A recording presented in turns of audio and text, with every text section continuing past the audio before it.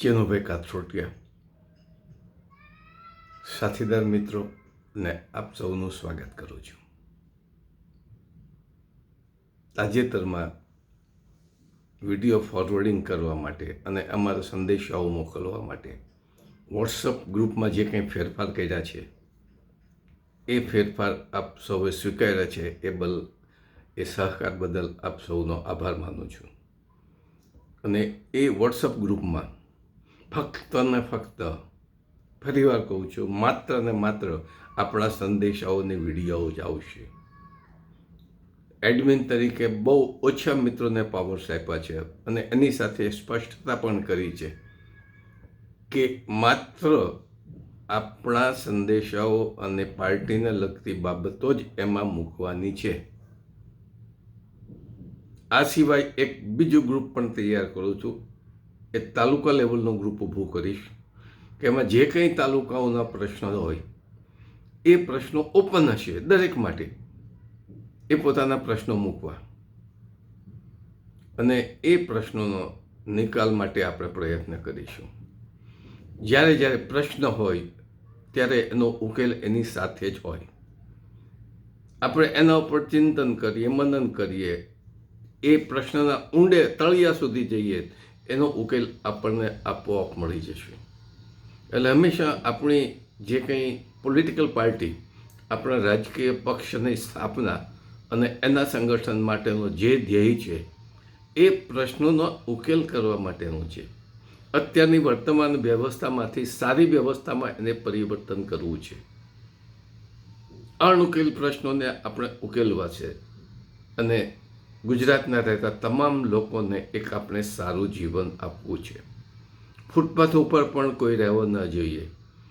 વિચારો, આપણે પાકા મકાનમાં રહીએ છીએ છતાં પણ આપણને શિયાળાની અસર દેખાય છે. જ્યારે ફૂટપાથ ઉપર લોકો રહે છે, ઘણા કુટુંબો રહે છે, એની દશા શું થાય?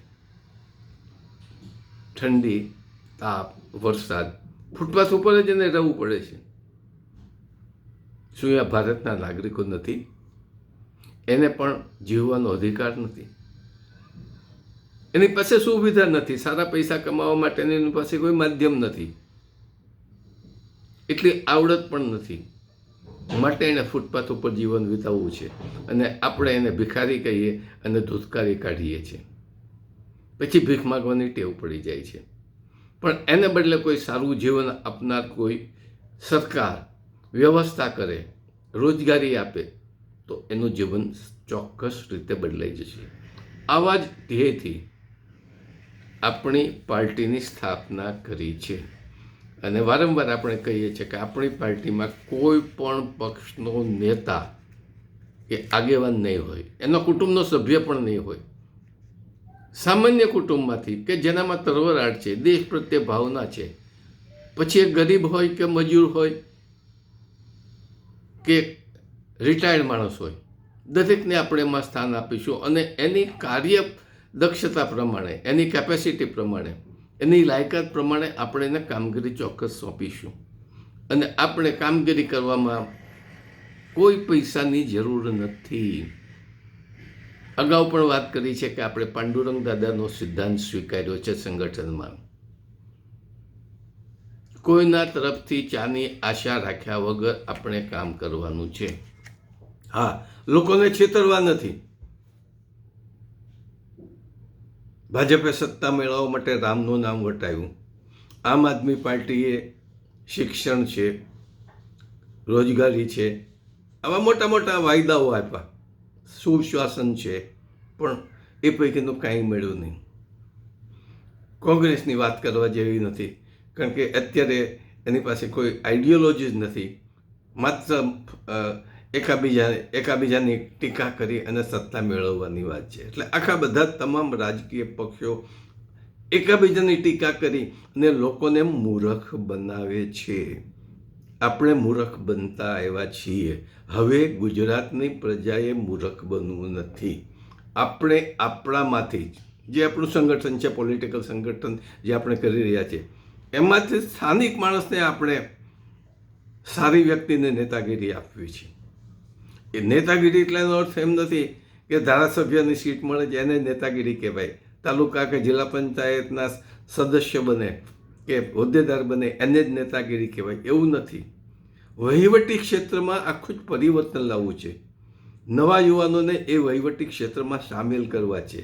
અને જો વહીવટી ક્ષેત્રને સુધારવું હોય, જે આપણે સુધારવું છે, અને પછીના વિડીયોમાં વાત કરીશું કે આપણે શું કરવા માગીએ છીએ, તો યુવાનો જે ભણેલા છે, દરસવાળા છે, એને સારી જગ્યાએ નોકરી આપો. સારા ગામડાના સંશોધન કરે છે, કોઈ ટ્રેક્ટર શોધે છે, કોઈ બાઇકની સંશોધન કરે છે, કોઈ એગ્રીકલ્ચર ફિલ્ડમાં સંશોધન કરે છે, કોઈ ઇલેક્ટ્રિકલ ફિલ્ડમાં સંશોધન કરે છે. આવા બધાને આપણે ઊંચે લાવવા છે. કોઈના તરફથી આપણે એવી વ્યવસ્થા કરવી છે, એ પોતે ન કે પણ એ વિસ્તારની વ્યક્તિ કહે છે કે આ વ્યક્તિ સંશોધન કરી રહી છે, તો આપણે એને સંશોધનની સગવડતા પણ આપવી છે, અને સંશોધન કર્યા પછીથી એને બિઝનેસ કરવાની સારી તકો પણ આપવી છે. આવી રીતે આપણે દરેક લોકોને આગળ લાવવા છે. અદાણીને અંબાણીને પૈસા કમાવાનો અધિકાર છે કે મોદીના અમિત શાહને સત્તા ટકાવી રાખવાનો અભરખો છે, એ અભરખો આપણે ત્યાં નહીં હોય. એટલે આપણે નેતાગીરી ધારાસભ્યો કે સંસદ સભ્યો, ધારાસભ્યો એટલે જ કે આપણે રૂલિંગ પાર્ટી પર આવવું છે અને અધિકારીઓને કંટ્રોલ કરવા છે. ત્યાં એવી પ્રકારની નેતાગીરી જોશે. તો તમામ પ્રકારની અલગ અલગ પ્રકારની નેતાગીરી આપણે વિકસાવવી છે. અને ગુજરાતમાં કોઈ પણ વ્યક્તિ ભીખ ન માગે, ફૂટપાથ ઉપર ન રહે, દરેકને કામગીરી મળે. આ વાત નથી, આયોજન છે. આપણી પાસે નક્કર આયોજન છે. અને હવે પછીથી જેમ જેમ વિડીયોમાં વાત કરતા રહીશું, 5-5, 7-7 મિનિટના વિડીયોમાં એ નક્કર આયોજનની વાત કરીશું. મિત્રો, અપીલ આપણા તરફથી અપીલ આપને એટલા માટે કરું છું કે આ વિડીયો મેક્સિમમ રીતે વધુમાં વધુ લોકો સુધી પહોંચાડો.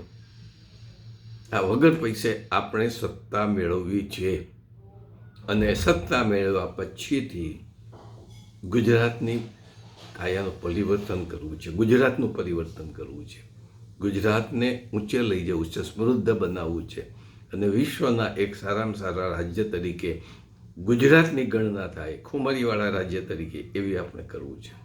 આ સંદેશો પહોંચાડજો.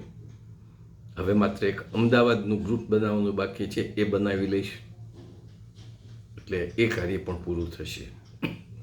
આભાર. જય હિન્દ, જય જય ગુજરાત, સ્વાવલંબી ગુજરાત.